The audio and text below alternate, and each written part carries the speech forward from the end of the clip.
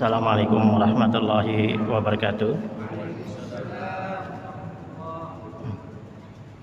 Bismillahirrahmanirrahim. Alhamdulillahirabbil alamin. Shalatu wassalamu ala asrofil anbiya'i wal mursalin wa ala alihi wa sahbihi wa barik wa sallim ajma'in. Asyhadu an la ilaha illallah wahdahu la syarikalah wa asyhadu anna Muhammadan abduhu wa rasuluh. Bapak, Ibu, saudara-saudara sekalian, jamaah salat maghrib Masjid Jamhuri Aisyah kaum muslimin rahimani wa rahimakumullah jami'an. Alhamdulillah kita dapat berkumpul kembali di tempat yang mulia dalam suasana yang mulia. Pada sore tadi kayaknya macet betul Pak jalan sampai jalan tikus kata orang itu, sampai di simpang tangga itu, nembus simpang tangga masih macet juga, mobil-mobil juga masuk ke sana aja. Tapi alhamdulillah julun ini masbuk atau terlambat ya, insyaallah ulun usahakan datang juga. Tapi alhamdulillah kita bisa bertemu kembali. Mudah-mudahan Allah Subhanahu wa taala senantiasa menambahkan kebaikan kepada kita. Bapak Ibu saudara sekalian, semua orang itu sibuk, Pak. Sibuk dalam urusan masing-masing. Pedagang sibuk, petani sibuk, pengusaha sibuk, bahkan pengangguran juga sibuk juga, Pak. Sibuk mencari gawian. Jadi sibuk semua. Akan tetapi maksudnya di tengah-tengah kesibukan masing-masing, hendaknya kita harus bisa untuk menyisihkan waktu. Kapan kita bekerja, kapan kita menuntut ilmu. Jadi ini penting. Karena apa yang dijelaskan oleh Rasulullah SAW dalam riwayat daripada Imam Ibnu Majah, Imam Tabrani di dalam Mu'jam al-Awsat, bahwa Rasulullah SAW beliau bersabda, talabul ilmi fardhatun 'ala kulli muslim. Jadi menuntut ilmu itu wajib bagi setiap muslim, baik laki-laki maupun perempuan. Jadi ini penting, maksudnya ketika kita difardukan oleh Allah Subhanahu wa taala dalam rukun Islam, maka menuntut ilmunya juga wajib. Bagaimana cara sholat? Sebelum sholat itu cara berwudu. Cara berwudu itu sebelumnya juga cara beristinja dan segala macam. Maka hal-hal yang berkaitan dengan sholat itu adalah merupakan kewajiban kita. Termasuk juga perkara mandi junub misalnya, karena ini menyangkut sholat, Pak. Jadi ini adalah wajib. Jadi perkara yang dipardukan oleh Allah Subhanahu wa taala kepada kita, maka menuntut ilmunya juga wajib. Dan namun kewajiban ini memang kurang dirasakan oleh sebagian daripada kaum muslimin, sehingga mereka menganggap bahwa menuntut ilmu itu bukan sebuah kebutuhan atau keharusan, dan kebanyakan kaum muslimin menganggap bahwa menuntut ilmu itu hanya sekedar keperluan. Wayah kada haur, ayo empat berduduk juga berdedangar. Tapi wayah haur kada kawa. Nah, ini sebenarnya maksudnya bahwa kita harus memberikan porsi tersendiri di dalam belajar ilmu agama. Jadi kita tidak boleh lengah dalam perkara-perkara menuntut ilmu ini. Dan sebagaimana ibadah sholat itu kita berusaha semangat untuk mengerjakannya, dan juga ketika umroh atau haji kita juga semangat untuk mengumpulkan duit hendak mengerjakan umroh atau haji. Maka semangat seperti itu harus ada juga di dalam menuntut ilmu. Jadi kita harus menjadikan menuntut ilmu ini memiliki porsi tersendiri karena ilmu adalah perkara-perkara yang mulia. Jadi menuntut ilmu adalah perkara-perkara yang mulia. Dan bahkan Allah menyinggung di dalam surah At-Taubah ayat 122, "Wa ma kanal mu'minuna liyamfiru kafah, falaula nafara min kulli firqatin minhum tha'ifah liyatafaqahu fid din." Dan tidak sepatutnya, kata Allah, orang mukmin itu semuanya pergi untuk berjihad di jalan Allah, yakni berjuang, yang Rasulullah SAW dengan para sahabat itu berperang melawan orang musyrik dan orang-orang kafir. Namun kata Allah, sebahagian daripada setiap golongan di antara mereka itu pergi untuk menuntut ilmu agama, liyatafaqahu fid din wa liyunziru qaumahum idza raja'u ilaihim la'allahum yahdharun, untuk memberikan peringatan kepada kaumnya apabila mereka telah kembali agar dapat menjaga diri. Maksudnya bahwa ibadah itu ada aturan-aturan tersendiri. Jadi tidak boleh kita buat model-model ibadah itu asal-asalan. Jadi tidak boleh buat model-model ibadah itu asal-asalan. Karena ibadah ini sudah diatur oleh Allah dan Rasul-Nya itu kepada kita. Sehingga kalau kita tidak mengetahui ilmunya, maka dikhawatirkan bahwa ibadah kita itu tidak sesuai dengan contoh. Ibadah kita itu tidak bersesuaian dengan apa yang diajarkan oleh Allah dan Rasul-Nya kepada kita. Maka ini yang dikhawatirkan. Dan bahkan di dalam sebuah riwayat bahwasanya bagaimana Nabi Shallallahu Alaihi Wasallam itu di awal-awal ketika beliau berdakwah, yakni di kota Mekah. Karena kita mengetahui bahwasanya Nabi SAW itu di Mekah itu berdakwah kurang lebih 13 tahun. Dan rumah yang dijadikan tempat untuk majelis ilmu pada saat itu adalah rumah Arqam bin Abi Arqam. Jadi rumah anak muda, Pak. Jadi Arqam bin Abi Arqam itu bukan seorang yang tua, Pak. Umur beliau kurang lebih mungkin antara 20 sampai 30 tahun. Jadi rumah itulah yang dijadikan oleh Rasul Shallallahu Alaihi Wasallam di dalam kondisi-kondisi yang sangat sulit pada saat itu, Pak. Susah sahabat pada saat itu. Ketahuan masuk Islam disiksa, Pak. Ketahuan masuk Islam segala macam diintimidasi dan lain-lain daripada kelakuan-kelakuan daripada orang-orang musyrikin Quraisy pada saat itu. Akan tetapi Rasulullah SAW dengan para sahabat tetap menyediakan porsi untuk menuntut ilmu agama, di mana Nabi Shallallahu Alaihi Wasallam dan para sahabat pada saat itu Nabi mengajarkan para sahabat pada saat itu tentang bagaimana tata cara yang diajarkan di dalam syariat agama. Dan perlu diketahui pada saat itu Arqam bin Abi Arqam, itu rumah Arqam bin Abi Arqam itu bukan apa istilah kita itu di atas gunung pada saat itu, atau apa di balik-balik bukit, karena orang-orang Mekah itu, orang-orang Arab itu terkenal dengan perbukitannya. Bahkan kita mengenal adanya Jabal Uhud. Akan tetapi ternyata rumah Arqam bin Abi Arqam itu di tengah keramaian di dekat daripada Ka'bah, kan? Itu rumah Arqam bin Abi Arqam. Jadi bagaimana jeniusnya Rasul Shallallahu Alaihi Wasallam memilih tempat di dalam majelis ilmu itu di rumah Arqam bin Abi Arqam, di tempat orang lalu lalang keramaian. Karena kalau sunyi bisa ketahuan juga, Pak.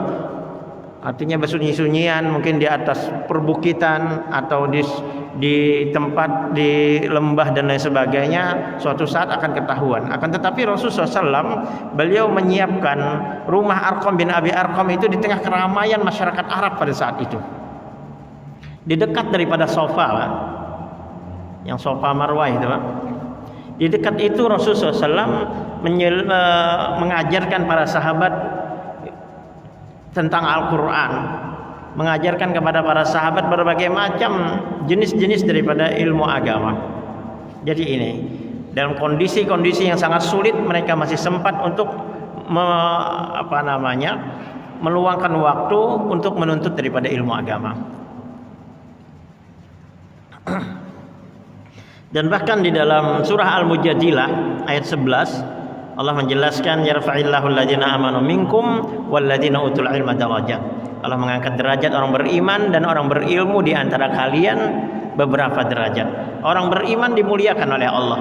Akan tetapi orang beriman dan dia memiliki ilmu agama ini lebih lagi dimuliakan oleh Allah Subhanahu wa taala. Jadi ini apa yang dijelaskan oleh Allah tentang keutamaan daripada menuntut ilmu.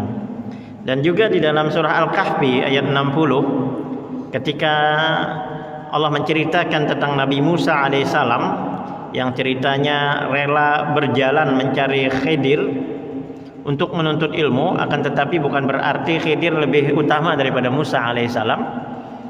Namun Allah menceritakan bagaimana Nabi Musa alaihissalam ingin bertemu dengan Khidir belajar ilmu dengan membawa salah seorang pembantu beliau, yakni Yusha bin Nun, yang dijelaskan di dalam surah Al-Kahfi ayat 60, la abrahu hatta ablugha majma'al bahraini aw amdiyahu qubal.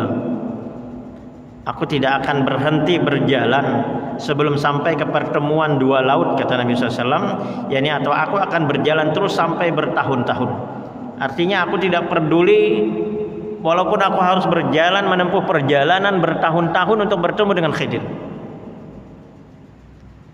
Jadi ini yang dijelaskan bagaimana Nabi Musa alaihissalam semangat beliau di dalam menuntut ilmu agama.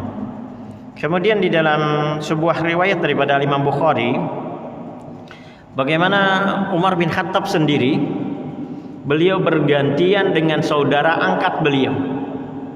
Karena Nabi SAW ketika hijrah dari Mekah ke Madinah itu mempersaudarakan antara Muhajirin dan Ansar. Sehingga saudara angkat Umar bin Khattab ini sebagaimana dijelaskan di dalam Sahih Bukhari di dalam bab at-tanawubi fil ilmi, jadi saling bergantian di dalam menuntut ilmu, bahwa kata Umar bin Khattab, kuntu ana wa jarun li minal ansar fi bani Umayyah ibni Zaidin wa hiya minal awalil Madinah wa kunna natanawabun nuzula ala Rasulillah sallallahu alaihi wasallam. Aku bersama tetanggaku, yakni seorang Ansar dari Bani Umayyah bin Zaid yang tinggal di dekat Madinah. Kami saling bergantian, kata Umar bin Khattab, hadir di sisi Rasul sallallahu alaihi wasallam. Yanzilu yauman wa anzilu yauman. Kata Umar bin Khattab bahwasanya apabila aku hadir maka aku mendatanginya dengan membawa kabar ilmu. Begitu juga sebaliknya, bergantian hadir, yakni hari ini aku hadir dan hari esok saudaraku yang hadir. Dan kata Umar bin Khattab, kalau aku yang hadir, fa iza nazal ji'tuhu bi khabarin dzalika yaumin minal wahyi wa ghairihi. Apabila aku yang hadir, aku akan mengabarkan ketika aku duduk bersama Nabi sallallahu alaihi wasallam dan apa yang didapat daripada wahyu yang disampaikan oleh Allah kepada Rasul sallallahu alaihi wasallam. Wa idza nazala fa'ala misla dzalik. Begitu sebaliknya, kalau saudaraku dari Ansor ini yang hadir, maka dia akan memberikan kabar ketika dia duduk, menceritakan kepadaku apa yang dia dapat ketika duduk bersama Nabi SAW. Maksudnya satu hari bergantian. Satu hari Umar bekerja di di persawahan orang Ansor, karena orang Ansor ini bercocok tanam. Satu hari bergantian orang Ansor itu datang ke majelis Nabi SAW. Jadi ini maksudnya sesibuk apapun maka luangkan waktu untuk menuntut ilmu. Jadi bagaimana diceritakan Umar bin Khattab sendiri di dalam menuntut ilmu agama. Dan ada hal yang menarik cerita daripada Abu Hurairah. Abu Hurairah ini bagaimana semangat beliau itu di dalam menuntut ilmu agama.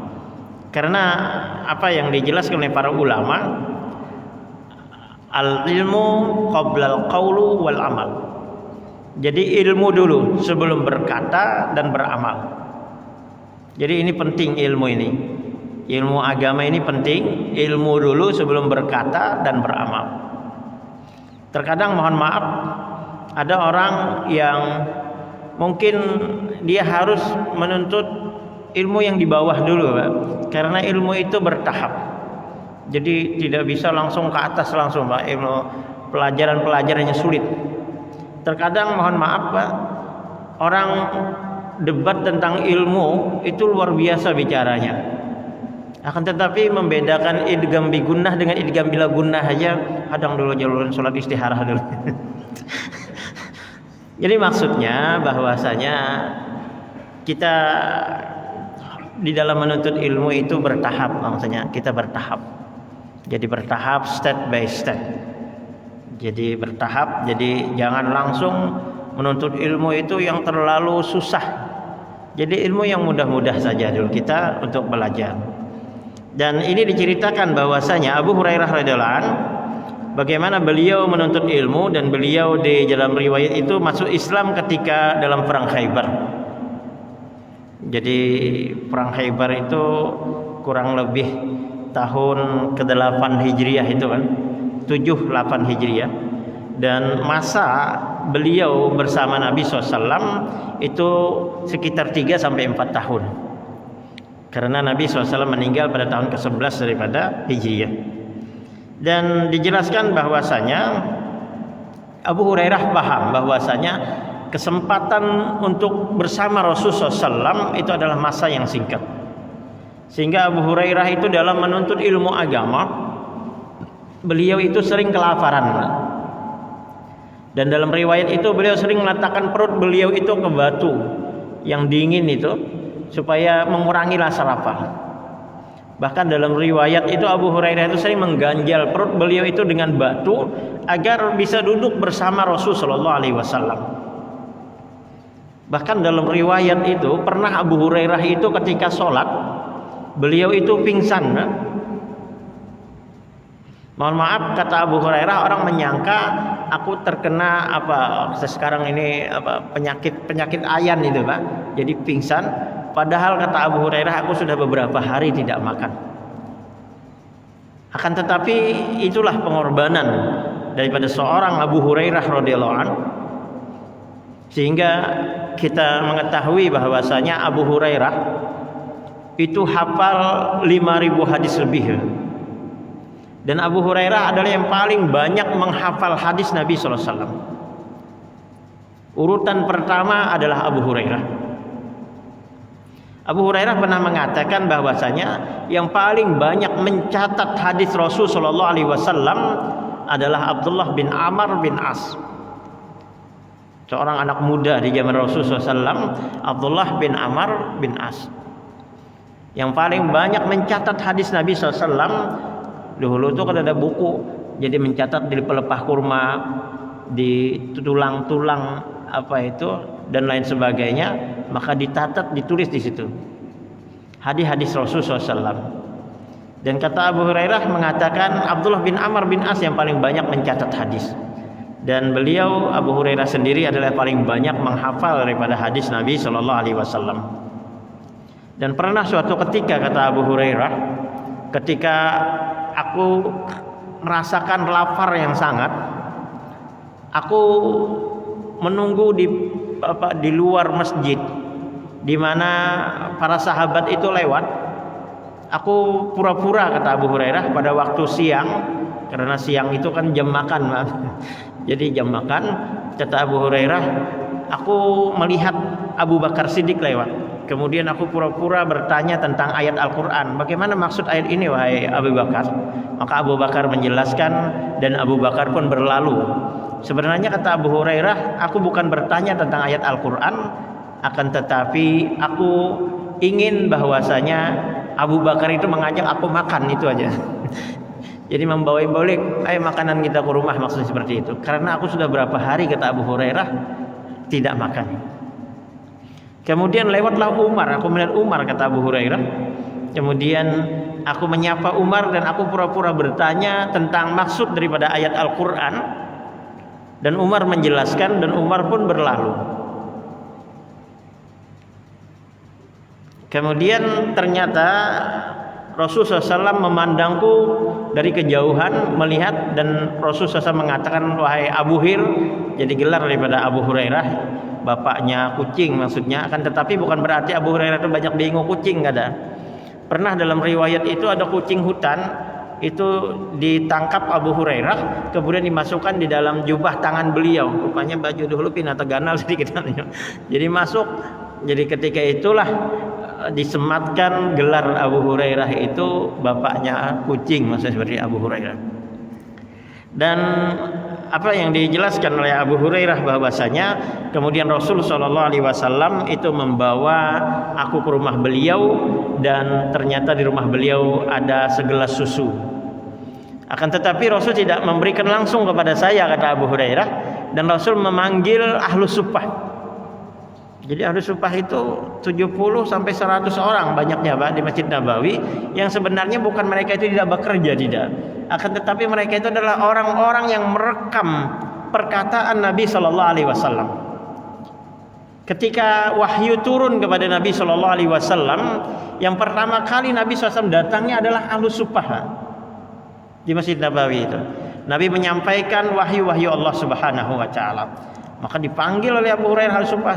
Namun dalam hati Abu Hurairah, apa istilahnya, nang diundang Nabi aku, nang lapar banar aku istilahnya.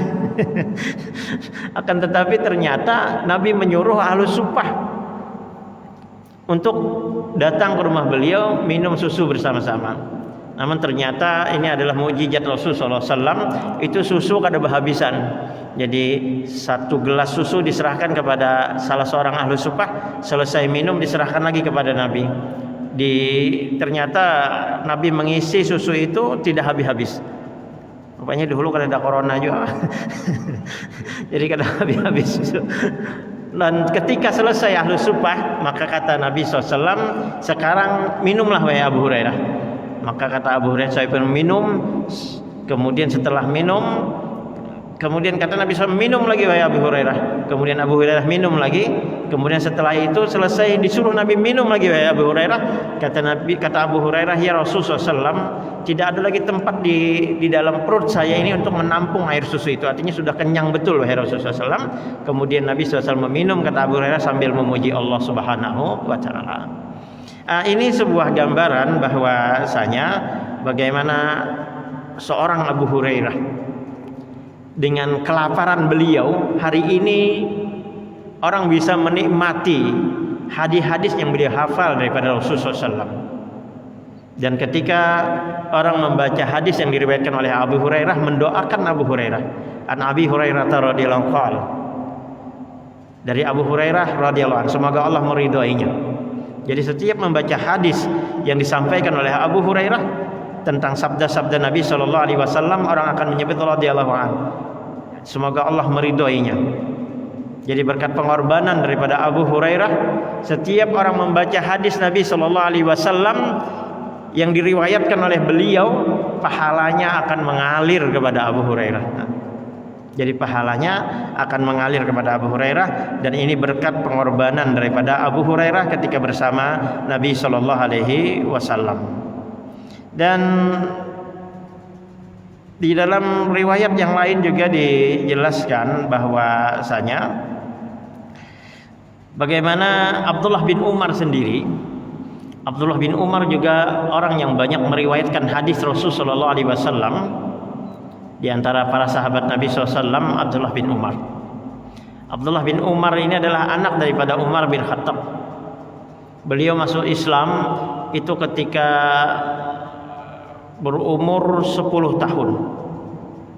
Jadi bersama ayahnya beliau masuk Islam ketika berumur 10 tahun. Jadi ketika beliau berhijrah bersama ayahnya Umar bin Khattab itu ke Madinah, umur daripada Abdullah bin Umar itu 10 tahun. Kemudian ketika terjadi perang Badar, yakni tahun kedua Hijriah itu, bahwasanya awal-awal tahun pertama kedua Hijriah itu umur Abdullah bin Umar itu 12 tahun. Jadi masih anak-anak lagi. Dan Abdullah bin Umar ini sudah mendaftar untuk berjihad di jalan Allah dalam perang Badar. Jadi bayangkan mendaftar main bola, Pak. kadang mendaftar untuk acara-acara apa segala macam, akan tetapi ini mendaftar mati kan resikonya mati berjihad itu. Namun ternyata karena beliau masih kecil 12 tahun, karena Nabi SAW membolehkan untuk berjihad itu orang yang sudah berumur 15 tahun, maka Abdullah bin Umar pun disuruh pulang. Kemudian ketika perang Uhud, umur daripada Abdullah bin Umar itu 14 tahun. Jadi 2 tahun setelah terjadi perang Badar itu perang Uhud, umur Abdullah bin Umar itu 14 tahun. Dan ketika terjadi peperangan itu Abdullah bin Umar itu mendaftar lagi. Dan sempat berjalan di tengah perjalanan Nabi SAW memeriksa pasukan. Dan ternyata ada beberapa anak-anak para sahabat yang ikut berjihad, termasuk Abdullah bin Umar. Jadi termasuk Abdullah bin Umar, anak daripada Umar bin Khattab. Namun ternyata untuk yang kedua kalinya Abdullah bin Umar ini pun disuruh Nabi SAW pulang karena belum cukup umur untuk berjihad. Namun kesempatan pulang itu oleh Abdullah bin Umar, baik di perang Badar maupun di perang Uhud, itu kesempatan itu digunakan oleh Abdullah bin Umar itu untuk belajar kepada para sahabat Nabi Sallallahu Alaihi Wasallam. Jadi kalau orang bulik-buring aja ada. Jadi beliau duduk di majelis-majelis para sahabat Nabi Sallallahu Alaihi Wasallam. Dan baru setelahnya, setelah perang itu, peperangan Khandaq, baru Abdullah bin Umar itu diikutkan di dalam peperangan tersebut pada tahun berapa itu, kelima Hijriah ya, perang Khandaq. Dan ini dijelaskan bahwa Abdullah bin Umar suatu ketika mendengar Abu Hurairah radhiyallahu anhu itu meriwayatkan hadis tentang sholat jenazah dan keutamaan menghantarkan jenazah ke kuburan. Sebagaimana riwayat Abu Hurairah yang dikeluarkan oleh Imam Muslim, man shalla ala janazatin falahu qirat. Jadi barang siapa yang mensolatkan jenazah maka baginya pahala 1 qirat. Jadi ini yang dijelaskan oleh Abu Hurairah tentang sabda Nabi Sallallahu Alaihi Wasallam. Kemudian wa man tab'aha hatta tud'a fil qabri faqiratani. Jadi barang siapa yang mengantarkan jenazah itu hingga ke liang kubur, maksudnya ke pekuburan, maka baginya itu 2 qirat. Maksudnya 1 qirat mensolatkan jenazah, 1 qirat menghantarkan jenazah. Qala qultu ya Abu Hurairah, maka saya katakan wahai Abu Hurairah, wa mal qiratu,